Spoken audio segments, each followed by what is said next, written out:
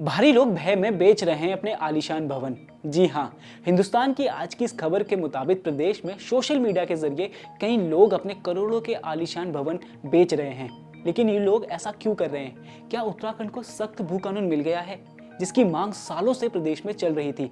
तो इसका जवाब ना भी है और हाँ भी। दरअसल प्रदेश में लगातार उठ रही भू कानून की मांग की वजह से मुख्यमंत्री पुष्कर सिंह धामी ने प्रदेश में बाहरी लोगों के उत्तराखंड में जमीन खरीदने के कानून कड़े कर दिए थे, जिसके चलते जमीन की खरीद फरोख्त पर सख्ती से घबराए कई लोगों ने अपने आलीशान भवनों के बाहर मकान बिकाऊ है का बोर्ड लगा दिया है। ये तो बात हो गई कि मकान बेचने वालों की, लेकिन अगर आप इन मकानों की खरीदने की योजना बना रहे हैं तो आप भी सावधान हो जाइए, क्योंकि सरकार बाहरियों से मकान खरीद बिक्री को लेकर बड़ी सख्ती अपना रही है। वो कैसे, इसकी डिटेल तो हम आपको देंगे ही, साथ ही ये भी बताएंगे कि राज्य में उठ रहे भू कानून की मांगों को लेकर धामी सरकार ने क्या कदम उठाए हैं। उत्तराखंड में अभी भारियों की जमीन खरीद फरोख्त पर क्या है अपडेट, पूरी डिटेल दे रहे हैं आपको इस रिपोर्ट में। उत्तराखंड में जब से भू कानून के नियमों को हल्का कर दिया गया था, तब से ही उत्तराखंड में जमीन की खरीद फरोख्त बेहिसाब शुरू हो गई थी। राज्य बनने के बाद से ही जमीन की खरीद फरोख्त का धंधा चल पड़ा था। भारी लोगों ने कहीं व्यवसायी तो कहीं उद्योग धंधे के नाम पर कई सौ बीघा कृषि भूमि अपने नाम कर दी। सिर्फ अपने नाम ही नहीं कही, बल्कि इन पर आलीशान होटल भी खड़े कर दिए। जिसके बाद राज्य में लोगों को जब ये महसूस हुआ कि ये तो गलत हो रहा है, तो लोगों ने मजबूत भू कानून के लिए मांग उठानी शुरू कर दी।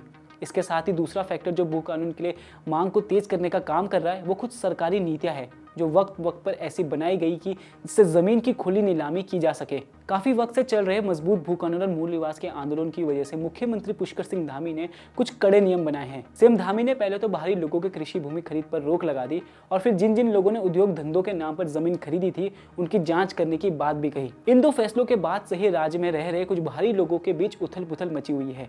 इसके बाद भारी लोगों ने जमीन और घर बेचने की बात सामने आने लगी।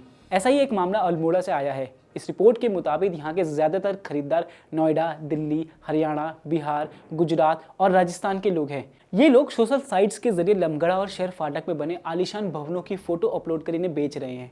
रिपोर्ट ये भी बताती है कि अल्मोड़ा में कई उच्च अधिकारियों, उद्योगपतियों और फिल्मी हस्तियों ने बागवानी, हर्बल प्लांट, चैरिटेबल स्कूल, उद्योग के नाम पर बड़ी मात्रा में भूमि खरीद ली। लेकिन जिन कामों के लिए इन जमीनों को खरीदा गया था, उन कामों की जगह इन लोगों ने वहां पर घर और होटल बना दिए हैं, और अब इन्हें सोशल मीडिया के जरिए बेचने की कोशिश की जा रही है। हालांकि सोशल मीडिया पे चल रही इस खरीद फरोख्त की जानकारी जिला प्रशासन को भी लग चुकी है। अल्मोड़ा के डीएम आलोक कुमार पांडे कहते हैं कि राज्य सरकार की ओर से संपत्ति की खरीद और बिक्री पर रोक के आदेश हुए हैं। जिला प्रशासन भूमि खरीद और संपत्ति बिक्री के लिए हर एंगल से जांच कर रहा है। कोई भी मामला सामने आने पर उस पर कार्रवाई की जा रही है। खैर, ये तो बात हो गई उनकी जो सोशल मीडिया पर मकान बेचने के इश्तिहार कर रहे हैं, लेकिन यहाँ उनको भी सावधान रहने की जरूरत है जो इन मकानों को खरीदने की योजना बना रहे हैं। अगर आप भी सोशल मीडिया पर बिक रही इन जमीनों और भवनों को खरीदने की सोच रहे हैं तो सावधान हो जाइए। राज्य सरकार ने आम लोगों को इस संबंध में सावधान किया है। सरकार ने कहा है कि राज्य से बाहर के उन लोगों से भूमि का सौदा ना करें जिन्होंने भू कानून का उल्लंघन कर जमीनें खरीदी है। इस पर अपर सचिव राजस्व आनंद श्रीवास्तव ने कहा है कि राज्य में मौजूदा भू कानून के उल्लंघन से जुड़े मामलों में प्रशासन स्तर पर कार्रवाई की जा रही है। कार्रवाई के बीच ऐसी सूचनाएं आ रही है कि राज्य से बाहर के लोग जिन्होंने पूर्व में भू कानून का उल्लंघन कर जमीनें खरीदी है, वो अब इन जमीनों को राज्य के लोगों को बेच रहे हैं।